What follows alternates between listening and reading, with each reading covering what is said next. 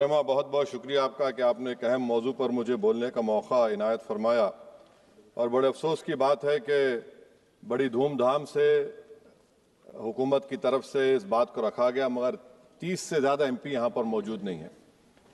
Madam, पहले तो मैं वज़ीर आज़म की इस बात की मजम्मत करता हूँ और उनको बताना चाहूँगा कि जिना के बारे में उन्होंने जो कहा था, हम तो जिना के सख्त मुखालिफ है, इसलिए भारत को अपना वतन माने, मगर 42 में आपके प्यारे वीर और जिना की पार्टी ने नॉर्थ वेस्ट फ्रंटियर, सिंध और बंगाल में मिलकर हुकूमत चलाई और उस हुकूमत ने 1.5 लाख हिंदू और मुसलमानों को अंग्रेजों की फौज में शामिल कराया ताकि वो लड़े। तो किसी शायर ने अच्छा कहा था वजीर आजम के बारे में कि फरेब देकर जमाने को पारसा ना बनिए, इन्हें कहो कि वो बंदा बने खुदा ना बने, अमीर शहर यही चाहता या हजरत कि हमारी चीख गले में रहे सदा ना बने। दूसरी बात मैडम, हमारे वजीर दिफा जनाब राजनाथ सिंह साहब ने बड़ा ही अजीब व गरीब और तकलीफ दे बात कही उम्मुल मोमिनीन के बारे में और उम्मुल किताब के बारे में। उम्मुल मोमिनीन उनको कहते हैं जो हमारे प्रॉफिट मोहम्मद सल्लल्लाहु अलैहि वसल्लम की वाइफ हैं, वो हम तमाम मुसलमानों की माँ, हम उनको तस्वुर करते हैं, मगर हम उनकी इबादत नहीं करते, हम अपनी माँ की इबादत नहीं करते। उम्मुल किताब कुरान है, हम कुरान की इबादत नहीं करते, कुरान अल्लाह का बिजावा कलाम है। तो उसके बारे में भी शायर ने अच्छा कहा कि खबर नहीं जिन्हें अपने दीन व मजहब की, हमें वो दीन का मतलब सिखाने निकले हैं। अहम बात यह है कि मैडम, हमारे मुल्क का आइन का इस लफ्ज से आगाज होता है वी द पीपल। इसका आगाज भारत माता के नाम से नहीं होता है। हमारे संविधान का जो प्रियम्बल है वो क्या कहता है? Liberty of thought, expression, belief, faith and worship. अगर दस्तूर का ये पहला सफा ये बात करता है तो फिर कैसे किसी शहरी को किसी खुदा, देवी, देवता की इबादत करने पर या सजदा करने पर मजबूर किया जा सकता है? आप ही की पार्टी से आज की जो बातें हुई है इसी कब हो रही हैं। हमारे कॉन्स्टिट्यूंट असेंबली में मैडम एक मोहतरमा थी रोहिणी कुमार चौधरी ने एक तजवीज दी थी कि प्रियम्बल में किसी देवी के नाम से शुरू हो। उन्होंने खास तौर से वंदे मातरम का जिक्र किया, मगर उसको कबूल नहीं किया गया। फिर केवी कामत साहब ने एक तजवीज दी कि इट्स सिटीजन्स को बदलकर हर सिटीजन्स किया जाए और खुदा के नाम से शुरू किया जाए, वो तरमीम को मुस्तरद कर दिया गया। हमारे संविधान का उसूल यह है कि भारत क्या है, उसकी अवाम है, अवामी कानून की मुसन्निफ है, अवाम की मर्जी से सबसे बालातर है, अवामी हाकिम है। मुल्क किसी खुदा, देवी, देवता, मजहबी इलामत के नाम से नहीं चलता, ना मुल्क किसी एक मजहब की मिल्कियत है। इसीलिए बाबा साहब अम्बेडकर ने क्या कहा था? उन्होंने मदर इंडिया के नजरिए को मुस्तरद किया। बाबा साहब ने एक नई इस्तिलाह वजह कर दी और कहा कि भैक्षित भारत, ये बाबा साहब अम्बेडकर ने कहा। अब मैडम, अगर मजहबी आजादी इस आइन का बुनियादी उसूल है तो सवाल यह पैदा होता है कि उस वक्त हमारे जो कॉन्स्टिट्यूंट असेंबली के प्रेसिडेंट थे जनाब राजेंद्र प्रसाद साहब ने किस बुनियाद पर वंदे मातरम को कौमी तराना करार दिया? ना तो कोई सेक्यूर रेजोल्यूशन है इसके बारे में। मैडम, मैं आपको बताना चाहूंगा कि जुडिशरी क्या कहती है। बीजू इमैनुअल केस है 1986 का, जिसमें जिहोवा विटनेस ने कहा कि मैं नेशनल एंथम के वक्त खड़े रहूंगी, पढ़ूंगी नहीं। सुप्रीम कोर्ट ने कहा कि उसने कोई गुनाह नहीं किया। वहीं एक 2017 का केस है अश्विनी उपाध्याय का केस सुप्रीम कोर्ट का, उन्हें कहा गाइडलाइंस दिए जाएं वंदे मातरम पर, सुप्रीम कोर्ट ने नहीं कह दिया। फिर आप आ जाइए madam, prevention of insult act national 1971, इसमें नेशनल सॉन्ग नहीं है, सिर्फ नेशनल एम्बलम और आपका नेशनल एंथम है। फिर आप आ जाइए 40th अमेंडमेंट आर्टिकल 51 है, 76 में पास हुआ, उसमें भी इसका कोई जिक्र नहीं है। मैडम, मैं आपके सामने बताना चाहूंगा कि हमारा भारत एक इसका मजमुआ क्या है। इसमें हिंदू है, मुसलमान है, सिख है, ईसाई है, जैन है, एथिस्ट है, मेहनतकश है, किसान, गरीब, मजलूम और दलित है।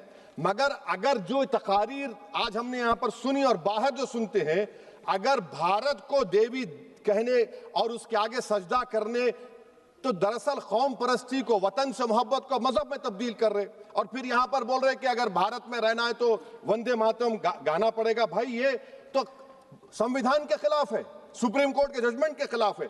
अगर वंदे मातरम मैडम कौमियत का मियार है तो फिर सवाल यह है कि हजरत मोहानी की कौमियत क्या थी जिसने इनकलाब जिंदाबाद का नारा दिया?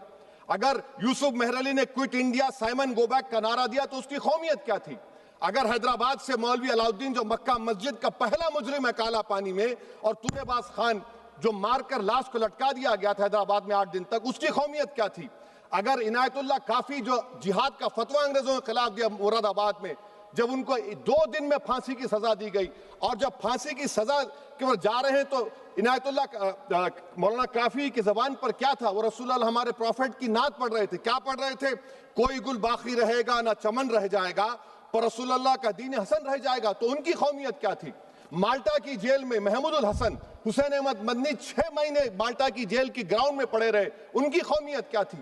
अल्लामा फजले खैराबादी का वो सेल काला पानी का पुकार पुकार कर इनसे पूछ रहा है, जो वहीं पर मर गए, खबर वहां पर है, बताओ मेरी कौमियत क्या थी? मैडम, मैं एक मुसलमान हूं, मैं इस्लाम को मानने वाला बावकार इंसान हूं, और मेरे मजहब की बुनियादी तालीम तौहीद है, ला इलाहा इल्लल्लाह, नहीं है कोई खुदा सिवा अल्लाह के। और कुरान में अल्लाह क्या बोल रहा? इय्याका नाबुदु इय्याका नस्तईन, तुम मेरी इबादत करो, मुझे मानो। मुझे कहां से मिल रहा? आर्टिकल 25 से मिल रहा है। मुझे कहां से मिल रहा है? Liberty of thought, expression, belief, faith and worship से मिल रहा है।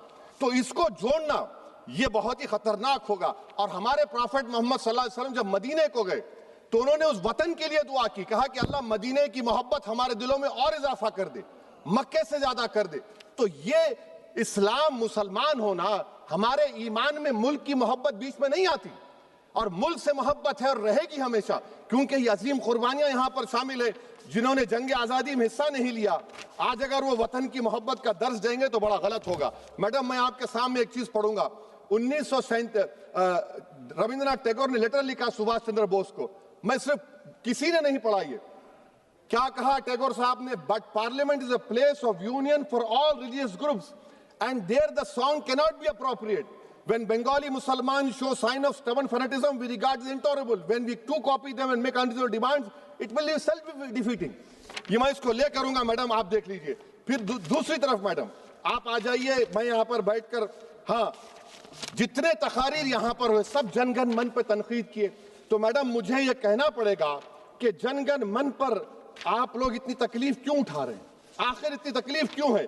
तो मैं जब जाकर देखा तो मुझे 28 दिसंबर का ऑर्गेनाइजर मैगजीन का आर्टिकल मिला, जिसमें ऑर्गेनाइजर लिखता है कि what is the moral sanction behind government choice of Jana Gana Mana, except that it can be made an item of entertainment at the sumptuous parties thrown by government officials. आप बताइए, इसका बोलेंगे आप? और फिर उसके काइंड कैसा करते हैं? It will mean we can not love our motherhood. Madam please, it will mean that Vande Mataram is buried alive with the word Jangan Mana on the tombstone, for the tomb will also be of Jangan Mana of the will of the people. इस पर आप क्या बोलेंगे? Madam, मैं आपको ये बताना चाह रहा हूं कि वतन की मोहब्बत हमारे लिए बहुत अहम है, मगर ये बताइए हमको कि अभी मैडम यहाँ पर आनंद मठ के बारे में बहुत कुछ कहा गया। मैं सिर्फ 2 मिसालें आपको देता हूं। आनंद मठ के पेज नंबर 70 और 80 को पढ़ लीजिए। इसके बाद सनातन जहां मुसलमानों के घर पाते थे, इन्हें आग लगा देते थे। आप पेज नंबर 98 पढ़िए, हमें सिर्फ इन मुसलमानों को जड़ से खत्म करना है क्योंकि खुदा के दुश्मन बन चुके हैं। फिर आप पेज नंबर 115-16 दीजिए, फिर मुख्तलिफ इलाकों में मुसलमानों को सजा देने के लिए भेजे जाते, जहां मुसलमान आबादी नजर आती जला दिया जाता। फिर आप देख लीजिए मैडम, सफे नंबर 120 पेज 120, बंकिम लिखते हैं कि सनातियों को मालूम नहीं था कि अंग्रेज हिंदुस्तान को निजात दिलाने वाले हैं। ये आप क्यों कर रहे हैं? अब आप मैडम, मैं आपको पेपर्स दे कर दूंगा। मैडम, भारत में हमारी आजादी इसलिए आई और बरकरार रही कि हमने मुल्क और मजहब को एक चीज नहीं बनाया। हमने ऐलान किया कि हमारी मुल्क मुख्तलिफ तबकात मज़ाहिब पर मुश्तमिल है, हमारे मुश्तरका तकदीर हमारी कौमियत का सरचश्मा है, यह खास जबान सखावत मजहब नहीं है। अगर वंदे मातरम का मतन कौम और मजहब को एक बना देता है, अगर हम इसे टेस्ट बनाते हैं वफादारी का, तो फिर मान लीजिए कि यह गांधी, अंबेडकर, टैगोर, बोस और लाखों आजादी के सिपाहियों की सोच को छोड़कर गोडसे की सोच की हिंदू कौमी परस्ताना, मैडम खत्म कर रहा हूं, कौमी हिंदू कौम परस्ताना को इख्तियार करेंगे। मुझे वतन से बेइंतहा मोहब्बत है मैडम, और इंशाल्लाह हमेशा रहेगी, मगर बावजूद इसके कि मेरी मस्जिद, मेरी इबादत गाह, मेरे कपड़े, मेरे कारोबार पर हमले होते, मगर मैं फिर भी कहता हूं कि वतन मेरा, हर वतन को हम छोड़कर नहीं जाएंगे। मगर हुब्बुल वतनी का क्या मुतालबा है? हुब्बुल वतनी ये कहता है कि वतन से मोहब्बत है तो जुल्म को खत्म करो, गरीबी को खत्म करो, बेरोजगारी को खत्म करो, जबर का खात्मा करो, अमन का गहवारा बनाओ, पाकिस्तान की दहशतगर्दी को खत्म करो, एक्सप्लॉयटेशन को रोको, शरारत को रोको, मुल्क के खिलाफ की जाने वाली साजिश खत्म करो।